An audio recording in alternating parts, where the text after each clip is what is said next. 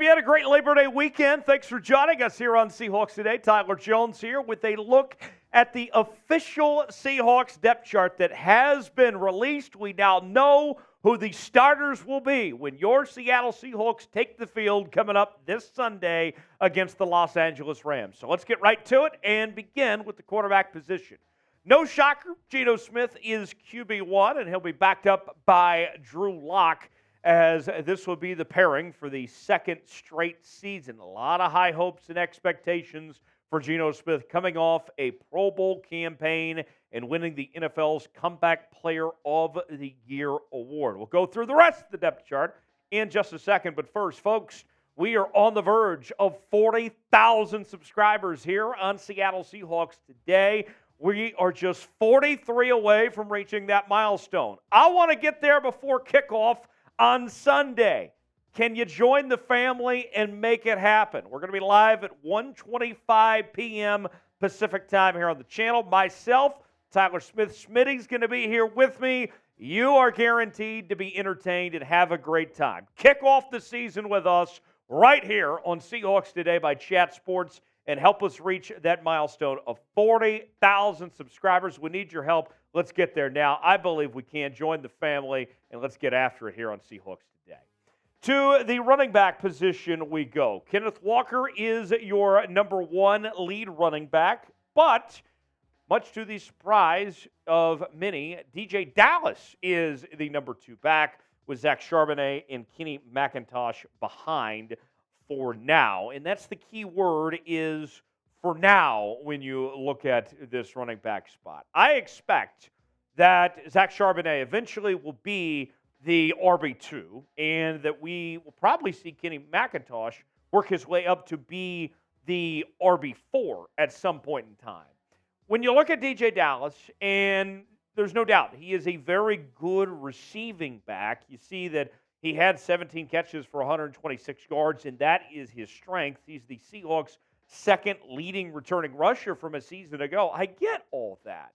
But when you talk about the talent level, I think there's a whole lot more potential with Charbonnet and with McIntosh. I think Charbonnet is a better runner, and McIntosh might be the best pass catcher of all those running backs the Seahawks have. So I got my doubts on DeeJay Dallas holding that spot for long. We'll see how that ultimately works out for him. But the good news is for Seattle, they do have plenty of options there. Who's going to lead the Seahawks in rushing this season? Is it going to be Kenneth Walker? Is it going to be Zach Charbonnet, DeeJay Dallas, or somebody else? Weigh in the comment section. Tell me what you think. KW for Kenneth Walker III, ZC for Zach Charbonnet, and DD for DeeJay Dallas. Let us know in the comment section who you think that leading rusher will be. To the receiver position we go. The Seahawks should have 5 receivers on the active roster for Sunday, as DK Metcalf and Tyler Lockett lead the way. Jaxon Smith-Njigba back from injury. Sounds like he's going to be ready to go and be that number 3 receiver. Cody Thompson there, as well as the one and only Jake Bobo holding down the number 5 receiver position for the Seahawks. And I would expect right away, you can tell just based on the depth chart alone, that JSN and Jake Bobo are going to play a significant role in this Seahawks offense right away. There's no easing into it. The Seahawks need both those guys to play well immediately. And we saw in the preseason, both guys were spectacular. Jaxon Smith-Njigba in 2 games had 5 catches for 83 yards, close to 17 yards of reception. He was the best player on the field when he was out there. Meanwhile, Bobo is coming off a spectacular campaign over the last few weeks where he led the Seahawks in receiving in the preseason for 125 yards, 7 receptions, close to 18 yards of reception and 2 touchdowns. A dynamic duo, I think we're talking about with these 2 young cats for many years to come. The tight end room. All 3 of these guys, Noah Fant, Will Dissly, and Colby Parkinson, are pretty similar in talent. Good tight end room, but not a great tight end room. And for the Seahawks, these guys will get the job done for now, but I think when we talk beyond this year is when we see the Seahawks potentially look to upgrade this tight end room for the future, as we're talking about expiring contracts coming up very soon for Fant and Dissly there. Today's show is presented by BetUS, the exclusive sportsbook partner of Chat Sports. If you go to chatsports.com/bet, enter the promo code Seahawks125, you will get a 125% deposit bonus. Put $100 down, you get $125 to spend for free at chatsports.com/bet. You can bet on this weekend's matchup between your Seattle Seahawks and the Los Angeles Rams. Seattle favored by 5.5. The over-under at 46. You can bet on this game as well as other games across the National Football League. And you can also bet on your Seattle Mariners, the Seattle Storm, whatever you're feeling. Get your bets in now at chatsports.com/bet for that 125% deposit bonus. Use promo code Seahawks125 at checkout to get yours today. Get your bets in and put the money on the Seahawks. I'm telling you that right now. To wrap up the offense, we look at the offensive line now. Evan Brown wins the starting center job. Phil Haynes wins the right guard position.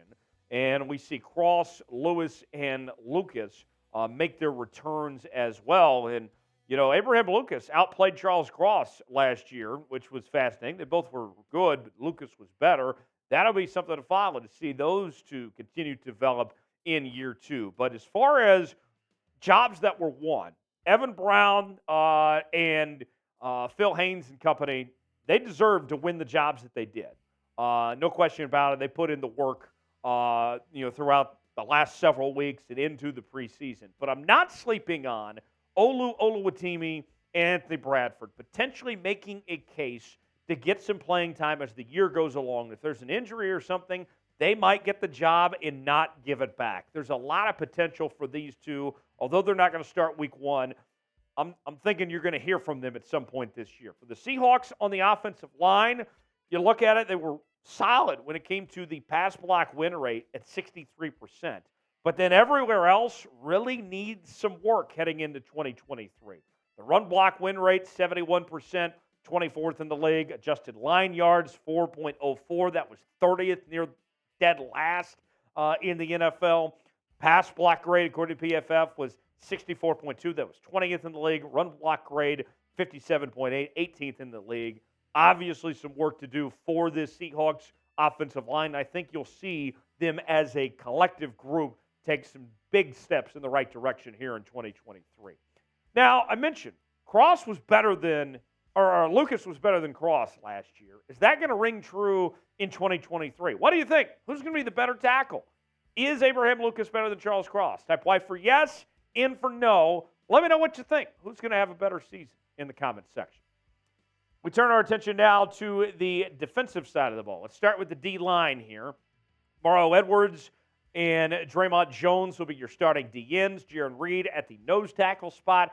Adams, Young, and Morris hold things down as the backups. We did hear from John Schneider say this week they are still continuing to evaluate potential options to add to the defensive line. So we'll see if that changes later on in the season.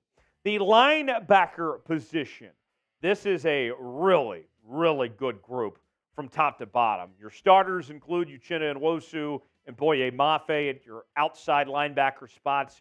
Bobby Wagner and Jordan Brooks hold the interior of the linebacker positions, with Jordan Brooks coming back from injury. Pretty remarkable there. And the big story, I think, is the depth, in particular in the outside linebacker positions. Boye Mafe is going to be a star. I'm convinced of it. And he rightfully earned that starting role, beating out Darrell Taylor, who was the favorite going into the offseason to be the opposite outside linebacker there on the other side of Uchenna Nwosu. But that doesn't take away from Darrell Taylor. This guy still had 9+ sacks last year. Nwosu, we know, is really good, Pro Bowl caliber outside linebacker. Hall and Smith also really good as well. Hall and Smith played strong in this preseason. I think all of these guys are going to get involved and create a problem. What was a position a while back of weakness has turned into a strength of this Seahawks team heading into 2023. As far as what Boye Mafe has done in this offseason, really caught the attention of Pete Carroll. Pete Carroll had this to say about him a while back. It's like night and day. Mafe probably appears to be like the most improved guy from last year. It's really early, but he's shown so many bright moments out here against the run and the pass. And that's the key when it comes to Boye Mafe. Darrell Taylor, although we mentioned that he was expected to be the leader to win that job. Darrell Taylor's really good in the pass rush, but struggles in coverage and in run defense. Comparably speaking, Boye Mafe, this is a guy that does everything well, both as the type of pass rusher that you're looking for, also when it comes to being a run stopper. Boye Mafe does it all, and that's why he earned the title of the offseason's most improved player by Pete Carroll for the former second-round pick out of Minnesota. Big things to come for Boye Mafe, and who knows, maybe he leads this team in sacks in addition to the other stuff he does well. Who will lead the Seahawks in sacks in 2023? Give me a name in the comments section. Plenty of guys to choose from. Let me know who you think that name will be here in 2023 for Seattle. To the secondary we go, and the outside corners. You're going to have the newly named Reek Wallen, of course, on one side, and Trey Brown wins the starting left corner job.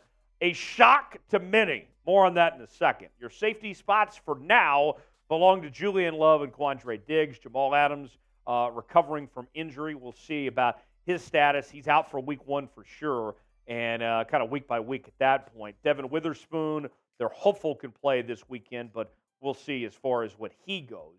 But how about that? Trey Brown winning the outside corner job. I mean, think about this. All we heard about all offseason was about Mike Jackson having the best offseason of anybody out there and how good he looked in OTAs, in minicamp, and then in training camp.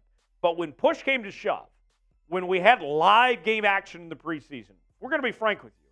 Mike Jackson didn't play that great. Mike Jackson was a disappointment from all the hype that we were told about in the offseason. He didn't deliver in the preseason. Meanwhile, Trey Brown delivered in the preseason. He was spectacular. Missed most of last season with a knee injury and was just a true breakout player and got his job back. If you recall, he started a few games as a rookie, and there was a lot of optimism after what he did that rookie season. And then last year, you might as well have put him on a milk carton because he was just missing. He was MIA with not being around with that knee injury. But what he did in the preseason, 9 tackles, 2 pass breakups, 1 interception. He made his presence known. We could see some changes later on. Maybe Mike Jackson gets the starting job back. Obviously, you got to watch out for Devin Witherspoon when he does. But for now, Trey Brown rightfully earned that starting job at the outside corner spot for now. We'll see how long it holds up. Special teams, no big changes or surprises there. Myers and Dixon, your kicker and punter. Chris Stoll, the long snapper out of Penn State, will hold things down. The best long snapper in college football last year. DeeJay Dallas is bringing his bug eyes to the kick and punt return coverage as well. So watch out for that there. So there is the depth chart. Those are the starters for Sunday against the LA Rams. How would you grade the Seahawks depth chart? A, B, C, D, or F? Weigh in. Tell me what you think in the comment section. Folks, appreciate you joining us here on Seahawks Today. Make sure you subscribe. Help us get to 40K. I want to get there today, no later. And make sure to join us coming up this Sunday for Seahawks Rams Live right here on Seahawks Today. Our coverage begins at 1:25 p.m. Pacific. You will not want to miss it. We will see you then. Thanks for joining us here on Seahawks Today.